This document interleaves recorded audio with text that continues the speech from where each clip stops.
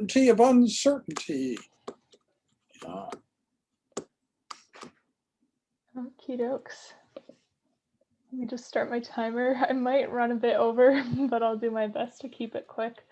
Okay, hi everyone. My name is Nadiya. Today I'm presenting from Treaty 6 territory here in Edmonton, and I'll be presenting on my research topic entitled Certainty of Uncertainty, Teaching Philosophy of Technology to Prepare for the Future. So this is a brief outline of what I'm going to talk about today. Even though I will be focusing on education, I decided to spare you guys the gory details of all the specific curriculum and programs of studies that are out there. So instead, I'll start with a discussion of future projections and calls to action. Then I'll go into how education can fit into a future full of technology and help us prepare for that future. And then I'll focus on how we can extract guiding principles and questions from the different philosophies of technology to develop curriculum content around critical aspects of technological literacy. Then I'll conclude with a discussion of Indigenous knowledge systems and how we can learn about ideas around relationality and context through discussions of Indigenous philosophies and Indigenous technoscience. So without further ado, let's start with the future. And I just want to point out the background is a most recent picture of the black hole that has been taken by researchers. So it just really shows how far we've come with technology and how far we'll go. So Ray Kurzweil, who we've talked a lot about in class, is a futurist and transhumanist who predicts that in 2045, we will reach the singularity. So this is why I have the black hole here in the background. So when he says this, he means that artificial intelligence will reach beyond human intelligence by 2045 and essentially keep improving itself, becoming more and more intelligent to the extent that what it's doing will be absolutely incomprehensible to unaugmented human beings. So Kurzweil believes that this will pose an existential risk to humans if we don't catch up.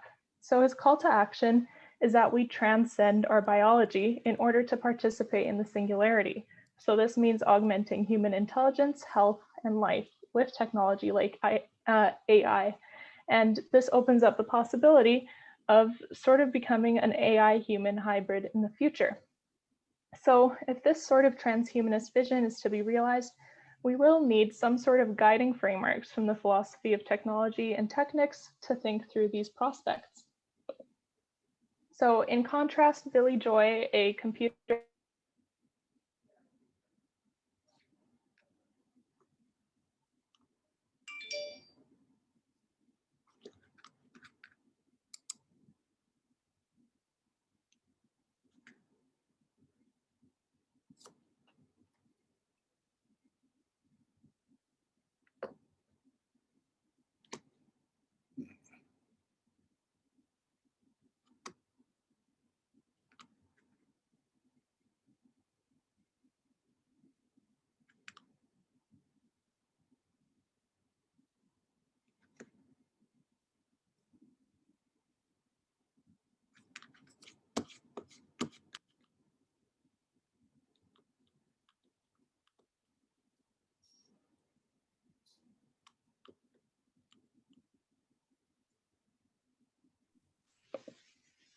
Oh my gosh. Okay, I'm back. Good, good, good. Yes. Literally the worst case I wasn't scenario. sure what I could do about that, but luckily you saved yourself. So yeah, my internet just cut out for a bit. It does that sometimes, but Okay. luckily I'm back. Excellent. Wow. Okay. So roughly where did I cut off? Right about here. Yeah, you were talking about Bill Joy. Yeah. Okay. So I'll start from his calls to action. So he first says that we need to exercise caution and assess technologies before, applying them to the whole world. In a TED Talk, he also speaks to designing the future. And by this, he means that we can choose what future problems we want to solve and focus and prepare our innovation around it accordingly. So he says that this will steer us to lower risk possibilities in the future. And this is sort of the thinking that I came into this with. So how can we design the curriculum for the future and to help prepare the next generation for the future? So the last thinker that I'll talk about today is Yuval Noah Harari, a philosopher and a historian. And he particularly focuses on the existential risk of human irrelevance. So this is encapsulated by his term, the useless masses, which describes all the people that will be left without work after the automation revolution.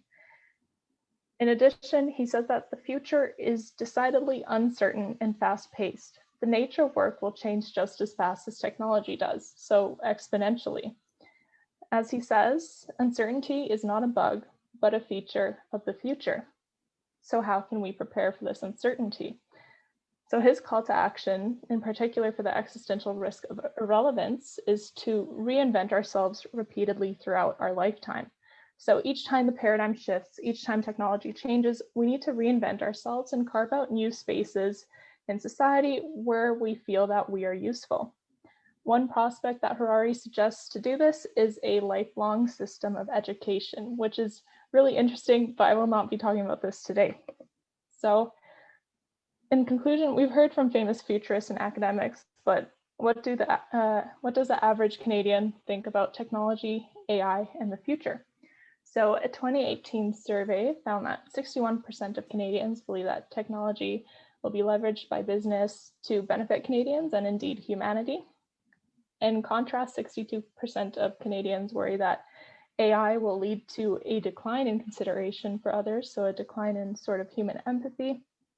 And from an 1989 study, so not so recent, 52% of Canadians disagreed with the statement that computers and automation will create more jobs than they will eliminate. So from this, we can see that Canadians are hopeful that emerging technologies will help humanity, but there still is hesitancy on the existential risks such as job replacement and this sort of loss of humanity. So what are the main takeaways from these future projections so far? The first takeaway for me is that the future is an interdisciplinary matter. Everyone has a stake in the future, so everyone's voice should be heard. This is why having informed citizens is so important to making sure that the future is accessible and that everyone decides the future. The second takeaway is that the only thing that is certain about the future is that it is uncertain. So we can set out predictions that turn out to be accurate, but there's no real way of knowing until that event has actually happened. And my third takeaway, which is the most important for this presentation, is that technology will only become more advanced and more integrated into daily human life. And I do realize with this prediction that I'm contradicting my second point because I'm predicting this third point with some certainty. So I do recognize that it's entirely possible that we'll suffer some massive catastrophe that sort of stutters or halts the current exponential technological growth. So this leads to the question, what technologies will future generations need to evaluate, and how can we prepare them to evaluate those technologies? So for the purpose of this presentation, I'll be using this definition of technology, which is heavily inspired by media ecology. So Logan states that technology is any artifact or methodology that mediates between a human user and their environment, where the environment includes physical, biological, and social dimensions of human interactions. So this is quite a broad definition of technology. It includes things like language, digital tools, spoons, AI, and everything in between. So as we've learned in previous presentations, there are a lot of cool new emerging technologies out there that may become available to future generations or even our generation in the next 10 years or so. So technology like brain scans, anti-aging technology, beyond human machine intelligence, and nanotechnology are getting closer and closer to being realized or implemented into our daily lives. So we are at the event horizon. The world is already saturated with technologies now, but it will become even more saturated in the future. And what does this mean? Well, this means that the boundary between human and non-human technology will become even more blurred as we'll see the emergence of sort of human-machine cyborgs. In addition, technology will increasingly become more agential and independent from humans. So we might need to start rethinking our relationship with technology. And where does education fit into this prospect? So to me, education is heavily involved in the practice of preparing the next generation for the future. And since the future is always changing, For an educator, this can feel like trying to hit a moving target. Because of this, when I was taking in all these future projections and thinking about what I can do as a future educator, I wanted to emphasize critical thinking and evaluation skills instead of rote memorization. And this is where technological literacy comes in. So technological literacy can be described as the competencies around evaluating, using, and designing technology, both practically and critically. So I bolded critical here because in this presentation, I will be focusing on the more critical component of technological literacy. So this means critically thinking about how technology affects us and how it impacts and shapes the world. So I think that we can use principles that are outlined in the philosophy of technology, as well as indigenous philosophies, to guide curriculum development on technological literacy in Alberta and indeed in the world. This will hopefully give students the frameworks to reflect on and evaluate emerging technologies that will be accessible to them in the future. And hopefully this will lead to an informed technological future.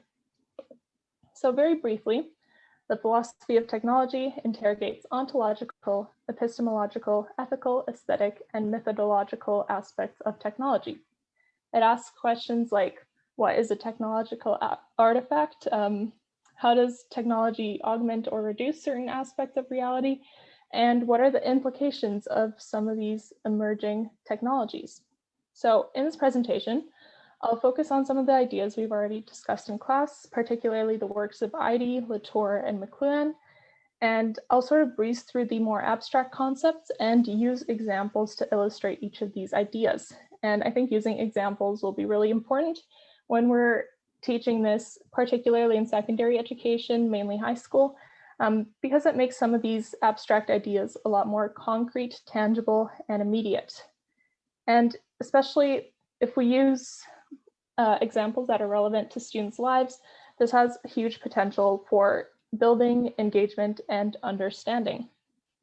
In addition, at the bottom of each slide, I will add some questions that I've formulated that sort of summarize each of these concepts and encourage and guide critical reflections. So I also envision these questions being used in class to foster those critical discussions around technology. And throughout this, keep in mind that this is geared towards secondary education, so high school and maybe junior high. So let's start with IDHE's technological relations, which we've talked about quite a bit in class already. So firstly, the embodiment relation describes technology that acts as an extension of the human body. So this could include things like canes and prosthetics, or could even include our phones, which act as an extension of our memory. The next relation is the hermeneutic relation, which is some technology that interprets the world in some way. So an example of this is Google Maps, which sort of interprets all the different textures of the outside world into street names and destinations. Alterity relation describes our interaction with technology as if it were a living being. So this can happen either through a loss of functionality. So for example, when your car breaks down and you get angry at it, or through design that's intended to simulate sentience. So for example, Aibo, the robotic dog who we've seen in class before. Lastly, the background relation, which in my opinion is the most important one just because it goes so unnoticed, are technologies that form the context in which we live, but escape our observation. So this includes things like the structure of buildings, and in the future may include things like smart homes. So from these ideas, we gather that technology is not just an artifact, it's not just an object. It affects how we perceive the world and how we relate to the world. So these are important distinctions for students to start thinking about to expand their definition of technology. And some questions that foster that are, what are some examples of technology that I do not notice a lot? And when do I notice those technologies? And a question that's more specific to IDHE's theories is, what type of relation will this particular technology fit into if I implement it into my life? So next, I'll talk about Latour's actor network theory. And it's pretty abstract, and he uses a lot of specific jargon. So I've really just pulled what are, in my opinion, the most important principles from his theories. So in Latour's body of work, he calls technology a non-human actor. and these non-human actors are said to be designed with scripts in mind. So these scripts sort of provide an intentionality to technology and essentially tells users what to do. So not through speaking the words, but through the design of the technology itself. So for example, when you don't put your seatbelt on before you drive, your car will beep, right? And so this has the script of put your seatbelt on before you drive. That's what your car is telling you. And this script encodes a certain morality, right? It's saying that it's immoral to drive without a seatbelt, so please put your seatbelt on. And as a human actor, your program of action could be to heed this morality and buckle your seatbelt, or to ignore it. So through Latour's theory, we see that technology is a non-human actor and has intentionality and mediates human action. So it builds off of just mediating our perception to mediating our actions. So through this, we see that technology can even encode morality. So this teaches, and this will teach students, that technology is not neutral. And some thinkers even go as far to say that technology is never neutral. So some questions to encourage these reflections are, what is the script of a particular technology? And how does a particular technology promote certain actions from the student or inhibit other actions? Lastly, I'll talk about McLuhan's TETRAD of media effects. And if you don't know, McLuhan is a famous philosopher from right here in Alberta, and he essentially founded the discipline of media ecology. So here when he says media or medium, that essentially means the same thing as technology. So keeping this in mind, the TETRAD asks 4 questions of media. First, it asks what the technology enhances. So using the example of Google Maps obviously enhances paper maps by enhancing our ability to navigate by mapping our routes for us and audibly providing directions. The next question we can ask is, what does that technology make obsolete? So obviously Google Maps makes paper maps obsolete. The third question is, what does the technology retrieve from history? So what earlier obsolete technology or practice does it bring back? So Google Maps does retain some of the technologies from history, such as navigation conventions like cardinal directions, longitude and latitude, and the overarching focus on travel routes. The fourth question, which to me is the most tricky one, is what does the technology reverse or revert to? So this is essentially asking, when we use the technology to the max, so when it's at its extreme or fullest potential, what happens? So in the case of Google Maps, when we use it and push it to its limits, Google Maps can actually make us more lost and can make navigation more difficult. So if we depend on Google Maps too much, we might find ourselves driving into the ocean. So this is a trend with McLuhan's tetrad of media effects, particularly the last question, is that when we push technology to the max, the effect is often reversed from what the intended effect was. So for example, social media intends to encourage social interaction, but using it too much can actually foster isolation instead. So exercises like this, using these guiding questions, will get students thinking about how they relate to specific technologies and how they use them in both beneficial and negative ways. So I envision mainly asking the first 2 questions, especially in earlier years, because the last 2 questions are a bit more complex to wrap your head around. So moving on to Indigenous knowledge systems. So I'll start with a quick caveat that I am a settler. I will do my best to discuss the topic, recognizing that in this process, I may enforce settler colonial logics. It's also important to remember that when I discuss Indigenous knowledges and Indigenous philosophies, that these systems of knowing are very diverse and vary from continent to continent, tribe to tribe, and band to band. So I'll be drawing from a couple of researchers here that I've quoted on the slide. Firstly, Subramaniam and colleagues say that Indigenous knowledge can be seen as organized around not a uniquely human right to inquire, but within systems in which many diverse humans and non-humans together constitute ways of knowing the world. So there's this idea of reciprocity in a relation between humans and non-human others. So this includes our relationship to technology. It goes both ways, and both humans and technology create ways of knowing. Dr. Kim Tallbear, a researcher at the University of Alberta, further states that Indigenous peoples have never forgotten that non-humans are agential beings engaged in social relations that profoundly shape human lives. So once again, there's that idea of relationality and reciprocity, and indeed equality with our relations to non-human others. And so why are these ideas important to structure into curriculum? Well, Subramaniam and colleagues say that these ideas serve as an epistemological and ethical challenge to settler colonialism and its ordering, particularly its focus on domination and hierarchies. So by including these frameworks and building these frameworks into our curriculum, we unsettle some of those settler colonial logics and work towards the process of reconciliation. So a question we can ask of students regarding this is whether the way they relate to technology is different from the way they relate to a person, an animal, or a plant. And we can follow up with asking why they relate in different ways to different non-human others. So finally, Meshack Gumbo, a researcher at the University of South Africa, advocates for inclusion of Indigenous technoscience in the technological education curriculum. He specifically advocates for the importance of teaching about context in creating technology. So he states that instead of form, so the type of technology, being a distinguishing criterion, the emphasis should be on the ways in which the values, priorities, and needs of various cultures take form through the creative energy of their people. So this sort of represents how technologies shape human actions, but that human actions in human context also shapes technology.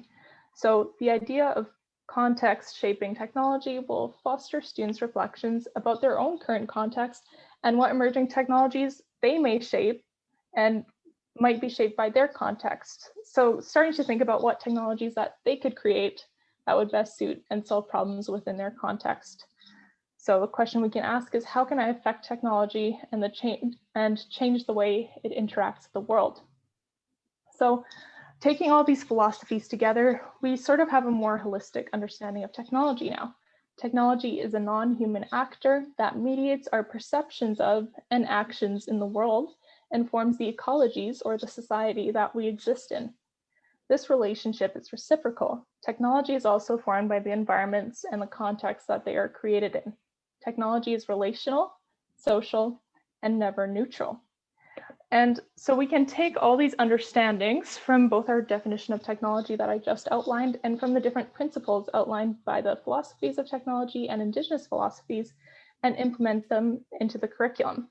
So within the Alberta curriculum, I see two main ways of going about this.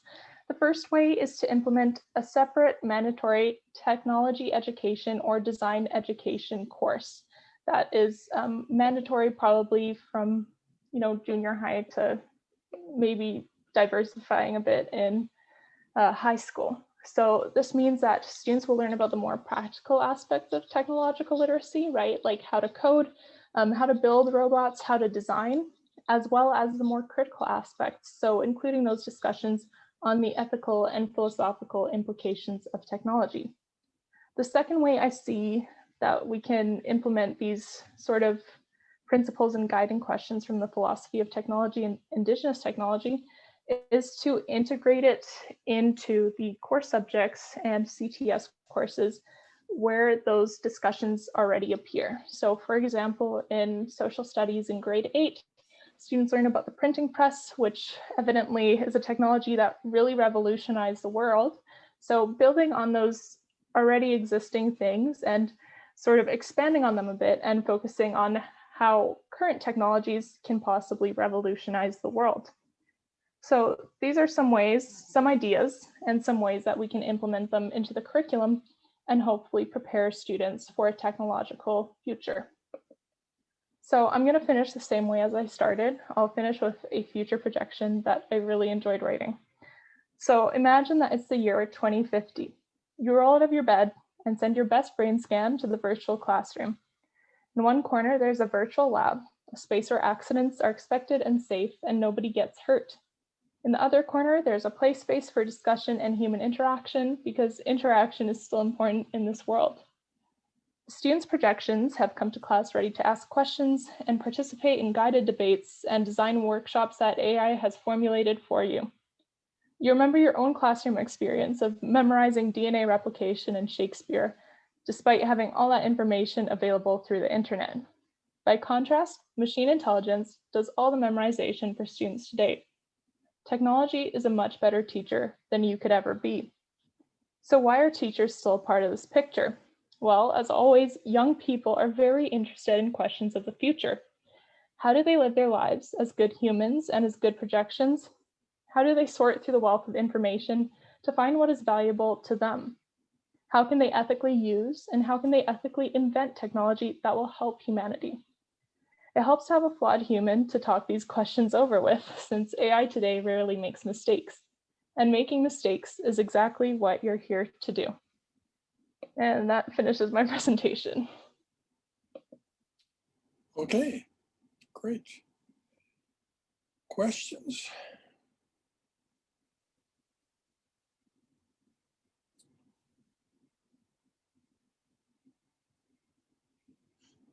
So probably with time, we will become less flawed, right? That machine algorithms don't mess up as often as human beings do. And the other thing is we think a lot about human bias, but there's recent evidence just about noise, which is not, bias. It's just like in most industries, if you take the main thing that they do and look at, given the exact same situation, give it to 5 different people, how different would the decision be? And people say, well, maybe 10% would be okay. But in a lot of industries, it's like 50% or 55%. And they never test that because they just assume, we all work together. We must be doing this the same way. So that ultimately is going to give machines a kind of superiority that we just never thought about, that they don't have all this noise going on, that they can just follow simple rules and make decisions a lot better than we can. So in the long run, we'll have machine assistance somehow, and it'll be really cheap or, basically free. So we won't be making as many mistakes. And maybe the romanticism around human flaws will be less, right? Like right now, when you say flawed human, people get this warm and fuzzy feeling of, oh yeah, so true, But I think humans were really good at failing. We're maybe not so good at learning from our failures over time, like within our own lifetimes maybe, but over generations, we tend to make the same mistakes again and again. And I hope that's what machine intelligence can help us with. But some of the ideas that come from humans, it would be really interesting to kind of incorporate that into, machine thinking, like karma, right? I mean, probably machines today, and others of you can tell me whether they're incorporating anything about karma, but the idea of things going back 7 generations and forward 7 generations. So if you do something really stupid, if you're out hunting and you wound an animal, so it's going to suffer for a long time, but then you just leave it, right? So that has long consequences, not only on your life, but the life of the people who succeed you, right? Your children, grandchildren, and so on, for 7 generations that you did something so unkind. So is that real? Even if it's not, it still motivates pretty good behavior. So it would be nice if machine thinking was factoring karma in, right? I mean, I think there's in terms of short-term karma, there's definitely systems that already build that in. So like a big thing in education is gamification, so gamifying educational content, right? And so you get positive karma when you do stuff, right? Like in e-class, like there's like one specific functionality where you have like a timeline, and the more things you complete, you can like see it going across, and that's sort of like short-term positive karma. But yeah, it'd be really interesting to see if machines can be adapted to include those long-term sort of generational effects. So we used to have a story told by two people about a group of cardiologists climbing,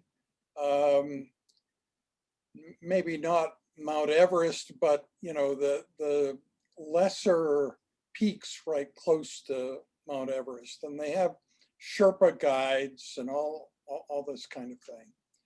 And they're carrying with them all their cardiologist like survival tools, right? So if somebody goes into heart failure, man, they're ready. So the Sherpa begins to feel unwell, or one of the people who is guiding them begins to feel unwell, and announces to his fellow guides that he thinks this is his time. And that this is like the time when death is going to visit him. And he goes to what seems like the best place for this to happen. And during the night, he dies. So the next morning, the cardiologists wake up and find that this guy obviously died of heart failure and nobody notified us and so on. Something terrible's happened here. But if you think of it in terms of karma, probably nothing terrible happened. I mean, this was the way this person had thought that he would die. It was the time that seemed right to him.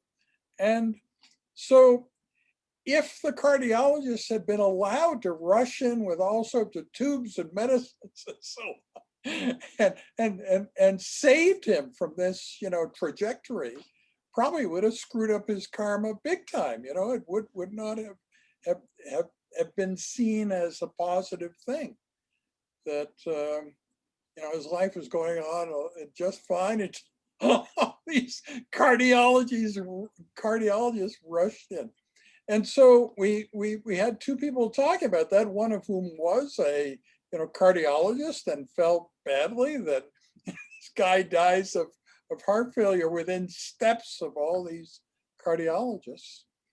But it's just really interesting to think of that story from two different viewpoints.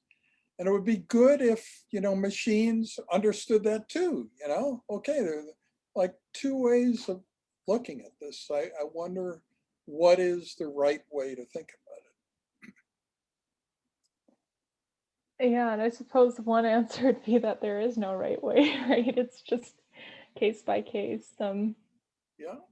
Everyone has the right to, in my opinion, to be able to die a dignified death whenever they're ready. But that varies from person to person. So yeah, I guess it's like, yeah, it's it brings up the question of like, oh, where should machines or should other humans be intervening in another human's life? And I mean, this is a huge question in like, the medical field, obviously, but yeah, very interesting. Yeah, there's also, in medicine, it comes up again and again where patients refuse therapy because they just say this is God's will. And if everybody in their family feels that way, then that's a fairly, benign thing. But if it's just the patient that feels that way, and their offspring don't feel that way, and their parents don't feel that way, and so on, then it obviously is a very, very troubling thing. Yeah. Other thoughts? Anybody wants to ask questions about the Alberta curriculum and how it's doing in terms of technological literacy, feel free. Well, Well, you know, it's just like we in medicine notice these cycles every time there's a new government, everything changes. So I think, you know, education is a bit like that too. So. Okay, well, maybe we will go on then. Sorry. I have one question. Yes, yes. So it's in relation to incorporating indigenous philosophies and traditional views into the curriculum. I am curious if you have thought about how that could be another extension of colonialism as like a form of inclusion and not a form of decolonization. If that and how and I wonder how like the relationship between indigenous peoples and technology are being accounted for in the curriculum. Yeah, I just want to hear your thoughts, not necessarily saying that there's like a right or wrong answer. Yeah, I didn't talk about this a lot in my presentation, but I think it would be very important, especially if we have, you know, it's difficult when we're trying to integrate it into core subjects, because often like Indigenous issues sort of go on the back burner because the teacher feels like either they're like not adequately educated in it to be able to teach it, or they just say, oh, I don't have time to do this, like this is too hard. So for me, like the idea would be to sort of embed like Indigenous frameworks into how we structure curriculum. So it's in those programs of studies, it's in the learning outcomes already, like just in terms of like phrasing. So it's, you know, more accessible for teachers to do it. But in addition, I didn't talk about the sort of colonial implications that, you know, philosophies around technology has, and like the systems of science and technology has. So I think this would be an important topic to include and probably start with in technological education, because as I mentioned, technology is shaped by context. So it's important to also understand how technology was shaped by colonial contexts to enforce like settler colonial logics and oppress Indigenous peoples. So like it goes both ways. Like technology can emerge from context to do great things, but it can be also used to like, you know, dominate peoples and non-human others and sort of cement these hierarchies. And this is my opinion, but of course, like there's a lot of opinions out there for how we should be doing this. Yeah, my response, like I think like my main concern with incorporating Indigenous perspectives into curriculums that people often forget about is like it should be taught by Indigenous peoples almost. And like maybe with the utilization of like or incorporation of technology within classrooms, like we'll be able to have not just one teacher teaching one course. Maybe we'll be able to have like multiple teachers like teaching different parts of the curriculum. But yeah, like that's like a big issue that I feel like a lot of people, even in academia, often forget is like things like this, especially if it has been erased, should not be taught by the settlers. Like the voice should be coming from the people. Yeah, so I just wonder like how that would be mitigated in future with the incorporation of technology and like technological literacy, and like if the curriculum should be like different when it's being taught in sorry, I'm like forgetting, in res. And yeah, on reserves, and like if like I mean, yeah, it's a whole can of issues, honestly. And from my experience, because in education degree we need to take, you know, EDU 211, which is about Indigenous education, right, and the history, Indigenous history in Canada and North America. So like what I learned from that is, you know, first of all, like the importance, of course, of having Indigenous speakers come to the classroom and, using the right protocol and stuff like that, and inviting elders to speak on these things, because obviously they know a whole lot more than I do. And I think that what I just said is another part of teaching Indigenous knowledge, is recognizing that, like, positioning your own self in relation to like the settler colonial system. So recognizing that I am not the best knowledge holder of this. Like, I'm at best like a complete novice. So because it's a tricky thing, because we want to invite Indigenous speakers and have Indigenous teachers and role models and such, but like we also want to include these discussions in class even when Indigenous people aren't available to speak, so it's certainly a tricky balance, and one that I will try to learn in the future when I'm teaching. But there's one other side of this that has recently been happening, with 23andMe and other things. mm-hmm. You can look at your own genetics and to some extent ancestry. So what sometimes happens, you can understand the motivation for this, is people who look, Caucasian and are presumably mainly just regular white people, but who have been teaching in this area, when they do 23andMe the first time, and they find out there's a good chance that they've got like this little bit of, Indigenous blood, they get so excited. But of course, it's not that accurate. They can't be certain.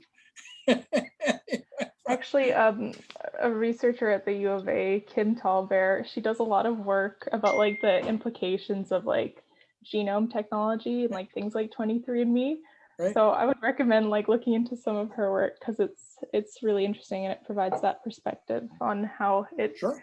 Can play into settler colonialism.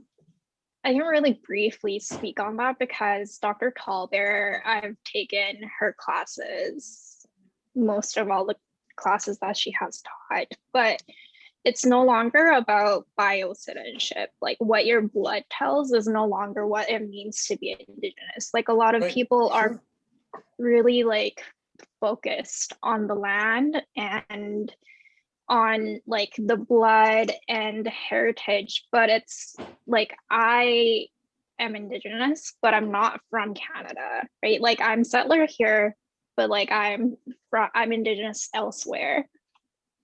But I have elders at my workplace that tells me that I am Indigenous. Like, it's kind of like almost like a community relationship perspective, and obviously like the culture itself and the history of your peoples, but at the same time, it can't be objectified and categorized to based on sciences almost. So it's like kind of a complex mixtures of Yeah. So in 2015, Irwa had this wisdom engaged Northern Indigenous People Wisdom Conference. It went on for 3 days, and there were a lot of sort of ordinary people from the Faculty of Medicine and people that I knew who came the first day, but gradually I was like the only person who kept going to the conference through to the end. And at the end, they had a banquet, and they announced they were going to serve the elders first, and started serving me. What are you doing? I said, no, you're an elder now. So it's the same kind of thing, I felt honored, but I also felt, well, I don't really think so. Not in any general and long-term sense. Maybe I'm, an elder at this moment, but I don't know if that means I'm like an elder forever now. Okay, we need to go on to our last and final presentation. Yeah, so Abdullah. Yeah. Okay. Hello, everyone. Hello there. Ramadan Mubarak to anyone who's fasting today.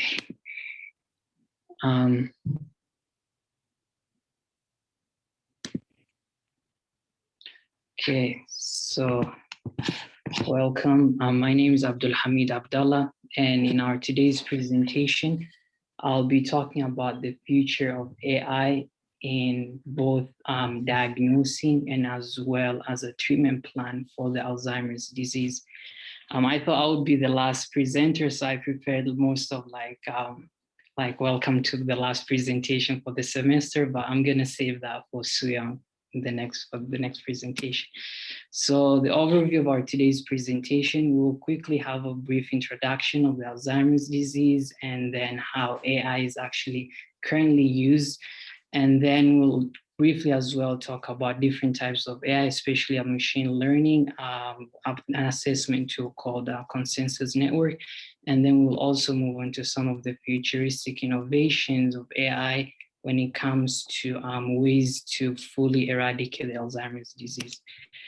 So about the Alzheimer's disease is actually the most common cause of dementia. And that is actually a group of symptoms which is associated with the decline in memory, behavior, thinking, and as well reasoning skills, causing the patients to be highly dependent on a caregiver. And so far, most of the techniques which are used, it's highly dependent on a protein that is altered, and that protein is called the tau protein. Tau is a microtubule-associated protein that stabilizes the neuronal microtubules under a normal physiological condition, right? But then what is often seen is that patients who are suffering from the Alzheimer's disease, they actually, whenever you observe their cerebrospinal fluid, that the tau protein kind of dissociates from the microtubules, and then they attach together to form the neurofibrillary tangles, and then that eventually leads to the brain of the patient being smaller, and then that is now the whole process of the Alzheimer's disease, whereby now it becomes irreversible, and once it happens, like, we can't go back, and then it is also progressive, whereby it doesn't just stay, but rather it keeps the cells, the brain, the nerve cells tend on deteriorating, and at the end it causes cell atrophy. So here is some of the statistics that I did pull from, it was the World Health Organization, and it was talking about how Alzheimer's disease actually now the 6th leading cause of death in North America, and that 1 in 10 people over the age of 65 are actually diagnosed. But then you might end up thinking, oh, that might be like, around 10%, which is not bad, as compared to other chronic illnesses such as diabetes, whereby 1/3 of the United States, for example, they are diagnosed with pre-diabetes, whereby their fasting glucose level is between 5.6 to 7 millimoles per liter. So you might be thinking, oh, this might be good, but then we have to also know that between 2017 to 2025, every state in the United States and province in Alberta, in Canada, is expected to see at least 14% rise in the prevalence of the Alzheimer's disease. And also worldwide, currently there's roughly around 50 million people with dementia. And by 2050, it is thought to exponentially rise to roughly around 130 million. So that is around 80 million increment. So there has to be something that needs to be done. We know that, yes, the population is growing, but there has to be solutions whereby we need to overcome such problem. And AI is actually could really be beneficial to make a huge impact when it comes to such instance. So with currently a lot of psychiatric disorders, they're being diagnosed using the DSM-5, often called the Bible of the psychiatry. And there are often, so this manual, it groups certain psychological disorders into roughly around 22 categories. For example, the neurodevelopmental disorder, the depressive disorder, the dissociative disorder, and also we see that dementia falls along here, the neurocognitive disorder. But then there are a lot of limitations of using the DSM-5, especially when it comes to evaluating and diagnosing patients. This is because, one, the manual is very, very subjective, whereby most of the observations are based on the practitioner, what they observed from a specific patient. For example, the patient's behavior, emotions, and also some of the qualitative statements by the patients themselves. And also there was other articles which were talking about how most of the manuals, most of the data which were obtained from DSM-5 were highly based on the European Caucasian. So that leaves out other ethnicities, for example, like the African American, the Asians, and like some of the diagnoses which are put here might be skewed in a way that it might not represent the whole general population. And also another limitation is if we compare the certain biomarkers in psychiatry, like for example, we know that in the cardiac, like if you want to diagnose someone with congestive heart failure, there are certain biomarkers that you need to look for. For example, the BNP, like the brain type nitric peptides, whereby if you see, for example, if those through blood tests that it is less than 100 picograms per milliliter, then that would rule out a patient having any congestive heart failure. But when it comes to psychiatric disorder, for example, one in the Alzheimer's disease, there isn't any psychiatric biomarkers which could be evaluated or which could be followed up. So that is another limitation. And this is where even AI becomes a huge, like an innovation tool that could really help in bringing up a lot of solutions. So now we could look at also other reasons as to why AI would be helpful in the Alzheimer's disease. And that one of those includes that the health cost of the healthcare. We know that a lot of caregivers right now, the caregiver, like there's a lot of job opportunities, which is a good thing. But then what about the patients themselves? Like, for example, there's a lot of scans, the CT scans, the MRI scans, the PET scans. The patient has to do a lot of all those scans, and that costs a lot of money. Also, those scans, they might be invasive. For example, the CT scan that might be using ionizing radiation, which might not be good for the patient as well. And also I talked about the increment of patients who will be diagnosed with Alzheimer's disease increasing to 130 million by 2050. That would also cause shortage of psychiatric clinicians. And as well as I mentioned previously, another reason as to why we need AI in Alzheimer's disease because there's lack of biomarkers, especially the psychological or psychiatric biomarkers. So what are the AI potentials in Alzheimer's disease? This is the main one that I will be talking about today, and that is to develop a behavior-based digital phenotype. So that basically means what are there ways we could track behavior? For example, we know that language is a form of social behavior. So are there ways we could track a patient's linguistic aspects? For example, we know that certain stuff like the poses, the syntax, the semantics, could we track those aspects within a patient who suffers from Alzheimer's, or even could be having a mild symptoms whereby other stuff like the CT scans or the MRIs are not even still yet showing. So that is something that is actually currently being done. And we will also see an example of that. The second is another potential for AI is to know actually what the biomarker-based subtypes are. And I just mentioned about that, like if we compare to the cardiac, for example, we don't have, or even to other regions of the body, like we don't have that scalable intervention. And then also to mediate an early disease detection, a personalized treatment. So this is the precision medicine whereby we want to basically each individual to have his or her own treatment rather than just treating everything collectively. And lastly, AI could also have the potential to predict what the treatment responses are.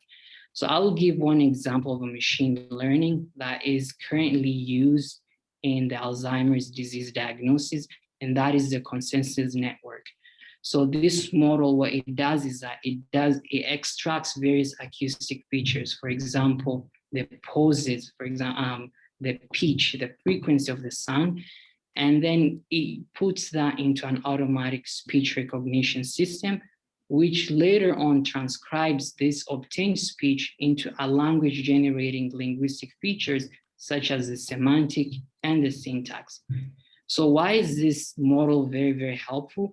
It is because it could be implemented daily on a linguistic analysis. You don't have to all the time, like clinicians, you don't have to go through all the like quizzes, all the attention tests and all of that. It could be done very quickly. And also it uses language expressions, which we know that your language is what dictates your thoughts. And that would eventually lead to the person or the clinicians knowing, are there any changes with the working memory, for example, with the attention, with the logical structuralization, and as well the perception. So I'll give one example, one key test which was done, and that was done on President Ronald Reagan, who was the 40th president of the United States. And he was diagnosed with Alzheimer's disease back in 1994. But then by using the CN model, what it could show is that actually the president could had early onsets of the Alzheimer's disease 11 years before, so around 1983. So how was it done? This is actually how it was done. So the researchers, they did extract several speech data sets. So for example, parts of speech, which are the number of pronouns, the ratio of nouns to pronouns, and what it is actually found is that patients or people who are having the Alzheimer's disease, they tend to use more pronouns than nouns. So that was first extracted, and then also the vocabulary richness were also measured, and as well the readability measures. So that is the sophistication of one's language. So I'm gonna pull this in here. So yeah, so this was the first 10 years. And then there were several speech data sets which were obtained. And then next is that a TSE was used, which is basically a stochastic number embedding system, whereby you compare the year with the number of the clusters of speech transcript. And it did show that roughly around 1983 here, there were several regions here of word frequencies which could be detected to be a little bit skewed off for the president. And then lastly, what was done was an isolation forest. And this is an algorithm which is usually generally used for anomaly detection. So this is the normal observation. So this was the control. And this is the abnormal observation. And it could have, and actually what was seen was that there were several abnormalities which could be detected from the president. And overall, what the paper here suggested was that there were reduction in the number of unique words and increase in the non-specific nouns and conversational fillers by roughly around 1983 for President Ronald Reagan. So this is actually a really good tool that really shows that if certain improvements are done in the AI, that it could really help in solving a lot of problems, especially early detections of a lot of chronic illnesses, not just the Alzheimer's disease, or even we could go for other diseases, for example, the diabetes, for example, hypertension, and many others. So now I'll shift gears and talk about what are the futuristic aspects of AI when it comes to Alzheimer's disease. So far, the CN model that I spoke of, it is just done on a computer basis. So one of the tools or one thing that could be done right now or in the future is to run, for example, the CN model unobtrusively and be integrated into the backgrounds of, for example, our smartphones. And therefore, this would provide or this would map and track signs of the Alzheimer's disease years or even months before a person gets diagnosed. As we see, like in other even areas, for example, the cardiovascular, what we see is that there are a lot of smart watches, wristbands that could track a person's, for example, heart rate.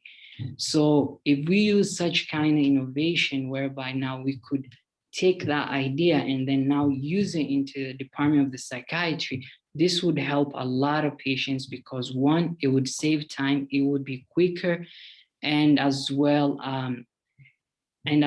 it would be very, very easy to detect any mild onsets of Alzheimer's disease.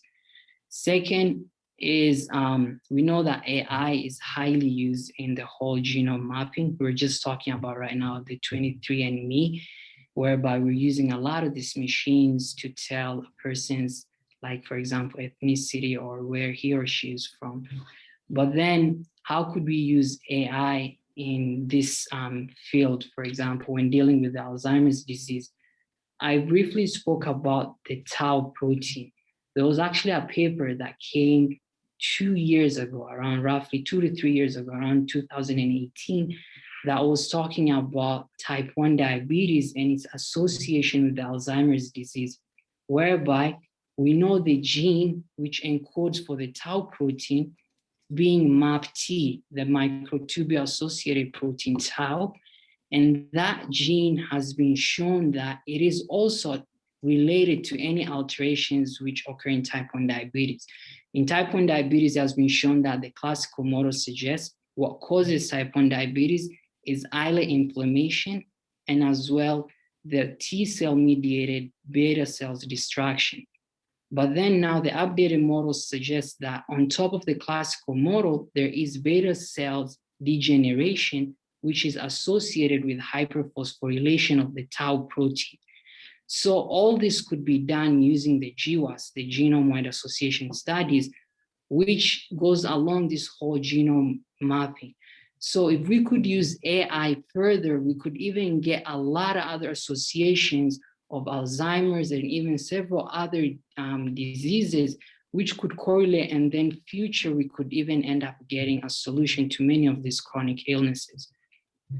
And then now we could also talk about other treatment plans of using AI when it comes to the Alzheimer's disease. And this is about the whole brain emulation.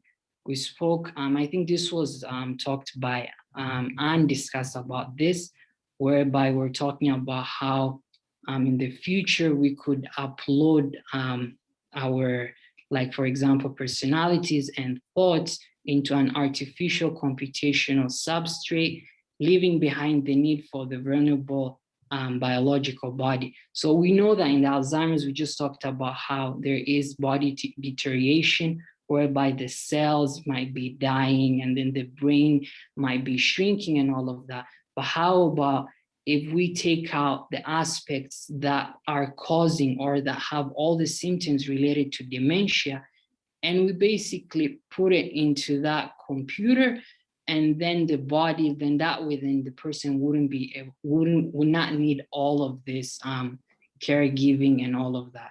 So it would be helpful, whereby we would be able to trace and know how things are going as well. And also it would be as well a form of immortality. And then lastly, AI could be used in Alzheimer's disease when it comes to a treatment plan model, which is the use of connectomes. So this is the link between the neurons and the brain.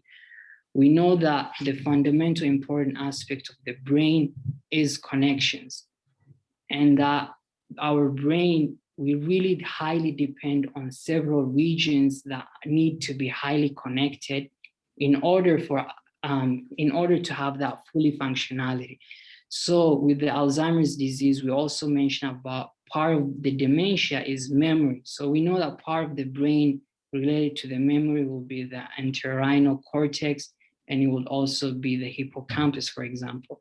And then later on, what we see is that the language, like, it would kind of slow down as well. We also see that emotions like reasoning would also be altered, and as well the social behaviors, which all come from the cerebral cortex. So if we understand what the mapping of the brain is, what different regions are, both functionally and structurally, that would help us understand what are the specific changes that happen in the brain, especially with patients who are suffering from the Alzheimer's disease. There was also a paper that was published 2016 that mentioned about the connectomes, whereby there were 180 distinct cortical areas which were mapped, and of all that 180, 97 of them were new to the brain science, and we didn't know of. So that shows that maybe Alzheimer's could be part of those 97 regions, whereby if we fully understand through the help of AI, that this could fully help in eradicating or solving all the problems which are now ongoing when it comes to the Alzheimer's disease. So I do conclude that the advancement of technology, especially AI, is rapidly increasing, as we learned in Dr. Osmar Zayan's lectures. And what we see is that it could be a huge factor that could facilitate the eradications of many diseases, for example, the Alzheimer's disease. And I did also include about the futuristic aspects, whereby the use of, for example, the CN model into our smartphones or computers could be really helpful to trace or even observe any mild diagnosis, or even the connectomes, the genome mapping, and as well the brain emulations. Thank you.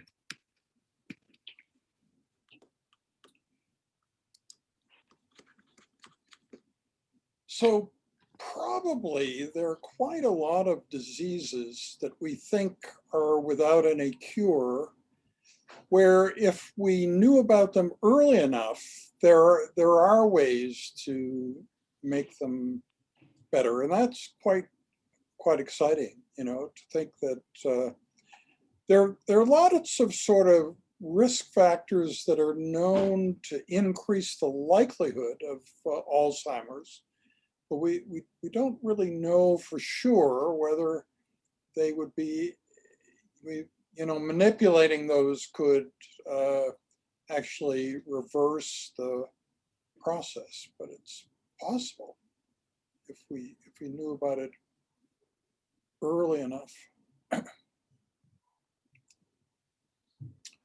Other questions, comments? I suppose this is a really general question, but what are some barriers that you predict may, you know, prevent the application of these technologies in the future? So one would be, what I'm currently just thinking about is basically there is a lot of scientific knowledge, which is right now, like a lot of scientists are working on, for example, the connectomes, like knowing what are the structure and the functionality, like how do we specifically know the wiring between different neurons, and how they would eventually end up leading to, for example, this shrinkage that is observed within the nerve cells. So a limitation might be that due to like misinterpretation, that is one thing that I'm not like, right now there's a lot of learning which is ongoing. So there might be a possibility that people might end up misinterpreting certain, for example, regions, and be like, hey, we think this might be for Alzheimer's, and then ends up being something else. So when something is new, there's always that room for error. So that is one thing that I do think might be a problem.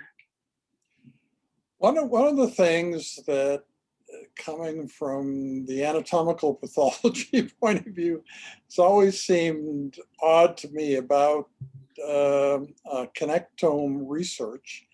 So many people are using fixed brains, like formalin fixed or glutaraldehyde fixed brains, then looking at the circuits in those fixed brains. And that fixation process is a little like what happens when you put, bacon on a frying pan, right? The bacon shrinks and changes to a completely different shape. So there's no certainty that the relationships between things like cells and synapses and so on that exist in a fixed brain, in a glutaraldehyde or formalin fixed brain, is the same as it was during life, and that's what you should aim for, is that sort of pattern. And it's really hard to look at connectome in unfixed brains, like frozen brains or something like that. So this is something that people don't really talk about, in part because, I think, well, fixed is good, fixed will last forever. Why shouldn't I study connectomes in fixed brains? But nobody's ever taken a fixed brain and made it function again, right? We don't think that's possible, really. True. So basically, what is in vivo would be different in vitro. Yeah. I think in just in terms of basic size and shape of things, and relationship between cells and so on, that all shifts once the brain is fixed.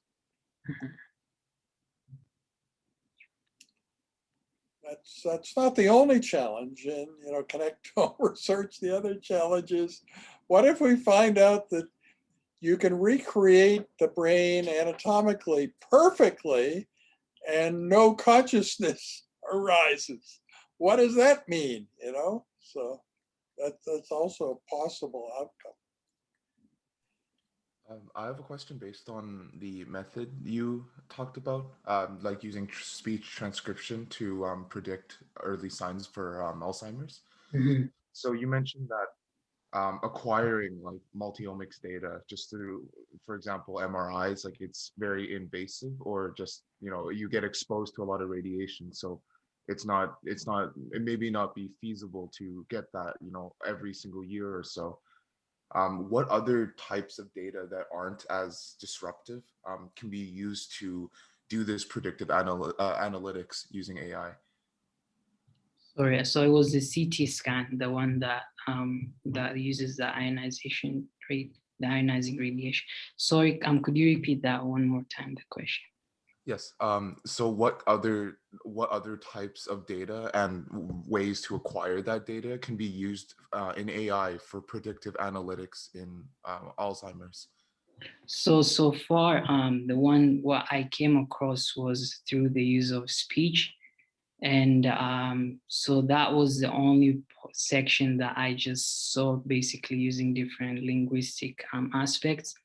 And yeah, the papers that I just came across were highly emphasizing on that. There were others that were talking about behavior, like detecting the person, like following up a person, and more of knowing like how their behavior is changing and tracking them. So I thought that would take time, and it would, and I don't think we do have actual thing, for example, like AI, that would always constantly be with the person to always observe for such a change. So you would think that looking at like brain waves would tell you something, but I think the dynamics are all wrong. I mean, it tells you a lot about what's going on in the brain right at this moment, but it isn't able to very easily sort of aggregate these long-term changes, which is really what you're looking for.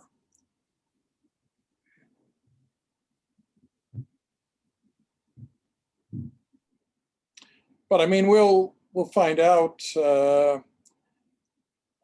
Elon Musk's Neuralink, making little holes in the skull, and yeah, I mean, we'll find out pretty quickly whether there are things that you can determine that tell you about the onset of potential chronic disease as opposed to what the person's thinking about right now.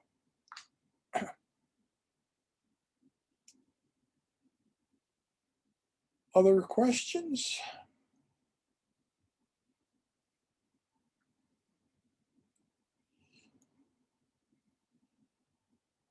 So I want to thank you all for taking part in the course. Every term is different. So next term will be quite a bit different from this one, but I can imagine that what we talked about today and what Tiana also talked about was using AI to impact psychiatric disease. That is something we should formally add in the next term, just as we'd be adding blockchain and other things. Yeah, so I should just promote a little bit this idea of you're finding a replacement for yourself, somebody else to take the course. We're not interested in warm bodies. We're interested in people who are as good as you are, which is, that's a very high level, right? So like in the beginning of the course, we had some really poor performances, and you will notice it's pretty hard to find, like what would an example be of really poor performance this term? It'd be kind of hard, right? It's like, I don't know. And that's really cool, and it's not just superstars. Like we had the Peter Lougheed Leadership Program. People from that program would come in, and one of their characteristics was there was such a steep, trajectory of personal improvement that like a year after they take the course, they want the video taken down because they're doing such higher level stuff now, but anyway, but I also wasn't satisfied having just a lot of these very, very high performing students. I like sort of a mix, or people who are actually doing really well in this course, but ordinarily get B's. They always get B's, they just always get B's, but they got really turned on here and they put in a really good performance. So the reason that I would like you to find people to take the course is that will give us higher quality people for the course and sort of keep this culture going of also diversity, of like all sorts of different people from different walks of life, and people who know a lot about medicine, including medical students, and people who know virtually nothing about medicine. I think it's good to have a mix. And then knowledge of, philosophy is also important. So, yeah, anyway, and everything in between. So, as I said, this is kind of the last session of this term, but there may be one extra session, but that would be voluntary on your part. You would not be forced to take part. But anyway, thank you for taking the course. Thank you for sticking it out almost till 4 o'clock on April 15th. So you're like the survivors, So yeah. And yeah, and if you want to do other things related to the course, that is certainly possible. I've been thinking that we need 4 TAs. Right now we have 2, but if you pick really high performing people who are strongly motivated doing their own thing, you probably need more than 2 TAs. So if any of you are keen to be a TA in the future, we'd be happy to have you. Want to take part in the future and all that jazz. We need more student involvement in the next year because we're producing an actual album, you know, and musical and poetry album in June 2022. And we want a lot of young people input and diverse young people input from all sorts of, you know, not only contributing directly, but also advising us what would be the kind of product you would like to see emerging in June 2022. So, yeah. Okay, thank you all very much, and stay in touch to the extent that you wish to. Yeah. All right. Thank you for saying that. Yeah. All right. So, Hey, Dr. Solis. yeah. I have a really good person to replace me for next semester. Excellent. Yeah, we have a very I guess similar approach and energy to just this discussion of, you know, the future of technology and medicine. Yeah. How do I get him like acquainted, or do I just get him to email you? Yeah, he can email me directly. Yeah, that's the usual way. Sure, that would be fine. Sounds good. Yeah, it's always nice to have a nidus of good people, you know, in the spring. I know that the course doesn't start again until the fall, but I hate to go into the fall having very few numbers and feeling desperate, you know. It's sort of nice to have a lot of people lined up early on, and also to encourage them, if they wish, to you know, take part in the other things that we are doing. Yeah, there's also my birthday party on June 20th, which will be quite a lot of fun. So there'll be 4 separate sort of parties within that day with different themes. You know, you can think the different themes in the course. So, and that could, you know, include people from all over the world. There'd be a 7:30 a.m. session, could include people from Nepal and Europe, and you know, other things like that. So it should be a really fun day. It's also Father's Day, and it's the summer equinox, all on the same day, June 20th, 2021.